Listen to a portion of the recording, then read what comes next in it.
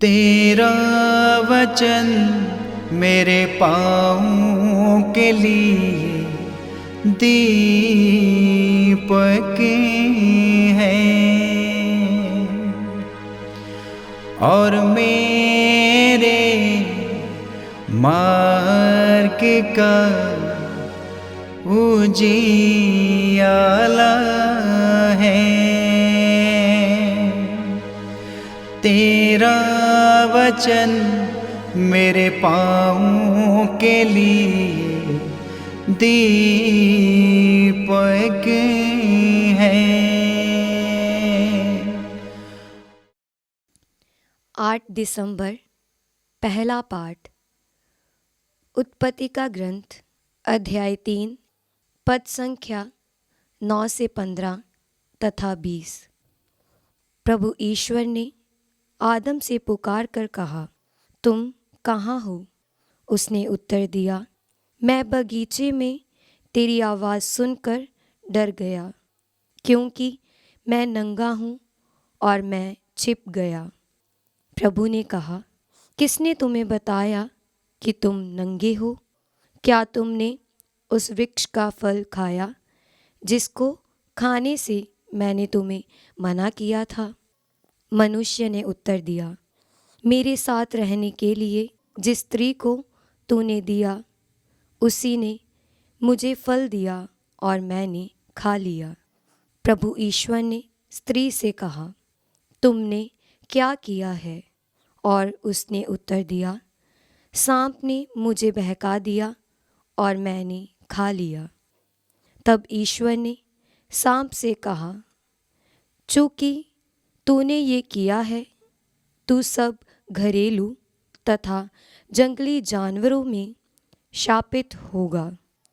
तू पेट के बल चलेगा और जीवन भर मिट्टी खाएगा। मैं तेरे और स्त्री के बीच, तेरे वंश और उसके वंश में शत्रुता उत्पन्न करूँगा। वह तेरा सिर कुचल देगा और तू उसकी एड़ी काटेगा। पुरुष ने अपनी पत्नी का नाम हेवा रखा, क्योंकि वह सभी मानव प्राणियों की माता है। ये प्रभु की वाणी है। ईश्वर को धन्यवाद। भजन अनुवाक्य। प्रभु के आदर में नया गीत गाओ, उसने अपूर्व कार्य किए हैं। प्रभु के आदर में नया गीत गाओ, उसने अपूर्व कार्य किए हैं। प्रभु के आदर में नया गीत गाओ, उसने अपूर्व कार्य किए हैं। उसके दाहिने हाथ उसकी पवित्र भुजा ने विजय पाई है। अनुवाक्य। प्रभु के आदर में नया गीत गाओ, उसने अपूर्व कार्य किए हैं। प्रभु ने अपना मुक्ति विधान प्रकट किया, उसने राष्ट्रों के लिए अपना न्याय प्रदर्शित किया है। उसने अपनी प्रतिज्ञा का ध्यान कर इस्राएल के घराने की सुध ली है। अनुवाक्य। प्रभु के आदर में नया गीत गाओ, उसने अपूर्व कार्य किए हैं। पृथ्वी के कोने कोने में हमारे ईश्वर का मुक्ति विधान प्रकट हुआ है। समस्त पृथ्वी प्रभु का जयकार करे और आनंद मनाते हुए भजन गाएं। अनुवाक्य। प्रभु के आदर में नया गीत गाओ, उसने अपूर्व कार्य किए हैं। दूसरा पाठ। एफिसियों के नाम संत पौलुस का पत्र अध्याय 1 पद संख्या 3 से 6 तथा 11 से 12 तक। धन्य है हमारे प्रभु ईसा मसीह का ईश्वर और पिता। उसने मसीह द्वारा हम लोगों को स्वर्ग के हर प्रकार के आध्यात्मिक वरदान प्रदान किए हैं। उसने संसार की सृष्टि से पहले मसीह में हमको चुना, जिससे हम मसीह से संयुक्त होकर उसकी दृष्टि में पवित्र तथा निष्कलंक बने। उसने प्रेम से प्रेरित होकर आदि में ही निर्धारित किया कि हम ईसा मसीह द्वारा उसके दस्तक पुत्र बनेंगे। इस प्रकार उसने अपनी मंगलमय इच्छा के अनुसार अपने अनुग्रह की महिमा प्रकट की है। वह अनुग्रह हमें उसके प्रिय पुत्र द्वारा मिला है।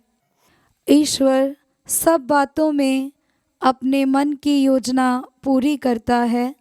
उसके अनुसार उसने निर्धारित किया कि हम मसीह द्वारा बुलाए जाएं और हम लोगों के कारण उसकी महिमा की स्तुति हो।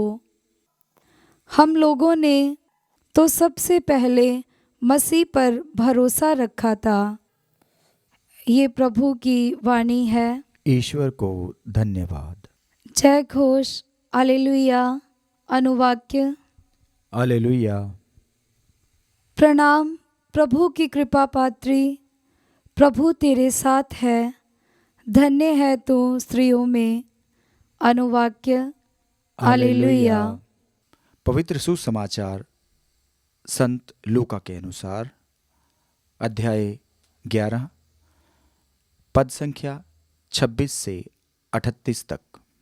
तब वह जाकर अपने से भी बुरे 7 अबदूतों को लेकर आता है और वे उस घर में घुसकर वहाँ बस जाते हैं और उस मनुष्य की यह पिछली दशा पहली से भी बुरी हो जाती है।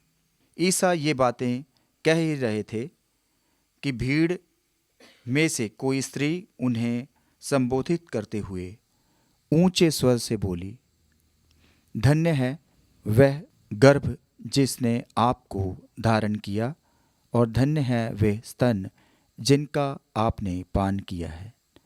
परंतु ईसा ने कहा, ठीक है, किंतु वे कहीं अधिक धन्य हैं जो ईश्वर का वचन सुनते और उसका पालन करते हैं। भीड़ की भीड़ उनके चारों ओर उमड़ रही थी और वे कहने लगे, यह एक विधर्मी पीढ़ी है, यह एक चिन्ह मांगती है, परंतु नबी योनस के चिन्ह को छोड़ इसे और कोई चिन्ह नहीं दिया जाएगा। जिस प्रकार योनस निनवे निवासियों के लिए एक चिन्ह बन गया था, उसी प्रकार मानव पुत्र भी इस पीढ़ी के लिए एक चिन्ह बन जाएगा। न्याय के दिन दक्षिण की रानी इस पीढ़ी के लोगों के साथ जी उठेगी और इन्हें दोषी ठहराएगी, क्योंकि वह सुलेमान की प्रज्ञा सुनने के लिए पृथ्वी के सीमांतों से आई थी। और देखो, यहाँ वह है जो सुलेमान से भी महान है। न्याय के दिन निनवे के लोग इस पीढ़ी के साथ जी उठेंगे और इसे दोषी ठहराएंगे, क्योंकि उन्होंने योनस का उपदेश सुनकर पश्चाताप किया था। और देखो, यहाँ वह है जो योनस से भी महान है। दीपक जलाकर कोई उसे तहखाने में या पैमाने के नीचे नहीं, बल्कि दीवट पर रख देता है, जिससे भीतर आने वाले उसका प्रकाश देख सकें। तुम्हारी आँख तुम्हारे शरीर का दीपक है। यदि तुम्हारी आँख अच्छी है तो तुम्हारा सारा शरीर भी प्रकाशमान है, किंतु यदि वह बीमार है तो तुम्हारा सारा शरीर भी अंधकारमय है। इसलिए सावधान रहो, जो ज्योति तुम में है वह कहीं अंधकार न हो। यदि तुम्हारा सारा शरीर प्रकाश में रहता है और उसका कोई अंश अंधकार में नहीं रहता, तो वह वैसा ही सर्वथा प्रकाशमान होगा, जैसा जब दीपक अपनी किरणों से तुमको आलोकित कर देता है। ईसा के उपदेशों के बाद किसी फरीसी ने उनसे ये निवेदन किया कि आप मेरे यहाँ भोजन करें, और वह उसके यहाँ जाकर भोजन करने बैठे। फरीसी को यह देखकर आश्चर्य हुआ कि उन्होंने भोजन से पहले हाथ नहीं धोए। यह प्रभु का पवित्र सुसमाचार है। क्रिस्त की जय।